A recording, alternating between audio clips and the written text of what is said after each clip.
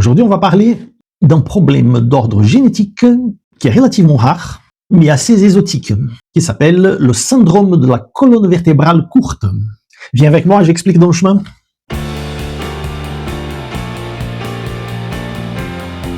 Bien le bonjour, je suis Mauricio Veto dans ma chaîne La Midabet et aujourd'hui on va parler du syndrome de la colonne vertébrale courte, un problème génétique relativement rare qui est apparu, en tout cas il a été registré la première fois en Afrique du Sud autour des années 1700 où certains chiens ont été décrits comme s'ils étaient croisés avec des babouins en vue de son corps ramassé et de ses membres assez longs. Et c'était déjà ce problème. C'est une affection qui donne au chien une apparence assez étonnante, mais en même temps, le chien n'est pas souffrant.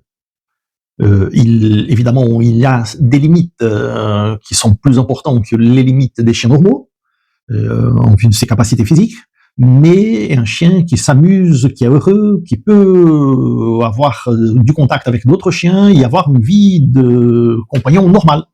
Par contre, c'est une maladie qui n'a pas de traitement. Étant une maladie génétique, cette altération, elle est inscrite, elle est registrée dans le code génétique de chacune des cellules de ces chiens. Et aujourd'hui, il n'y a pas de thérapie génique pour nos petits compagnons. Donc, il n'y a pas de traitement. La seule chose qui doit être faite, c'est que le chien soit monitoré, soit suivi par le vétérinaire conseil et que ce vétérinaire soit spécialement attentif à des problèmes qui peuvent être occasionnés par les susceptibilités liées à ces altérations. Parce que quand on le décrit, on peut comprendre que les limites sont importantes. Alors, on y va. Un chien qui a ce problème, en principe, il a la mâchoire plus allongée. Et ça, ce n'est pas grave. Les vertèbres cervicales sont raccourcies. Il donne au chien l'impression de ne pas avoir un cou. En plus, il a une incapacité de tourner la tête.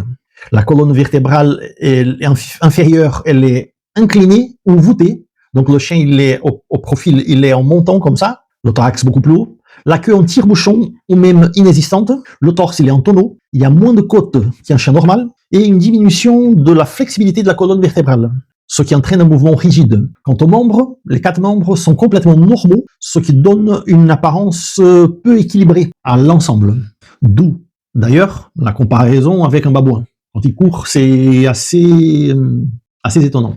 L'origine même du problème au niveau du développement du chien est liée au fait que les os, qui au départ sont des cartilages, il y a une calcification au fur et à mesure que les chiens poussent. Pour des chiens comme ça, la calcification elle est très tardive et il arrive que les os donc ils restent petits, spécialement les vertèbres, et qu'elles se fusionnent entre elles. Donc au niveau du thorax par exemple, il y a moins de place pour les poumons et pour le cœur. Et ceci peut entraîner indirectement une susceptibilité accrue à des problèmes d'insuffisance cardiaque et des problèmes d'ordre pulmonaire qui doivent être donc monitorés par le vétérinaire comme j'avais dit. Mais en dehors de ça, c'est un chien qui peut avoir une vie normale, une vie d'animal de compagnie et il gagne à ne pas être reproduit tout simplement parce que c'est un problème d'ordre génétique donc il peut être propagé. D'ailleurs, les cycles de chaleur sont très espacés dans des chiens comme ça, donc il y a beaucoup moins de chaleur. C'est un peu comme si la nature même faisait son rôle d'éviter que ces chiens reproduisent. Je vous laisse avec des images de ces petits chiots, qui d'ailleurs font un succès fou dans les réseaux sociaux. Ils ont des pages à eux, comme ils sont rares, il y a moins de 30 dans le monde, et quelques-uns qui sont des vraies vedettes. Je pense à un qui s'appelle Crash aux États-Unis, un Quasimodo, qui s'appelle Quasimodo, et, très gentil comme chien, sans aucun problème de joie de vivre, et qui font le rôle d'animal de compagnie sans aucun problème. À bientôt pour une prochaine vidéo.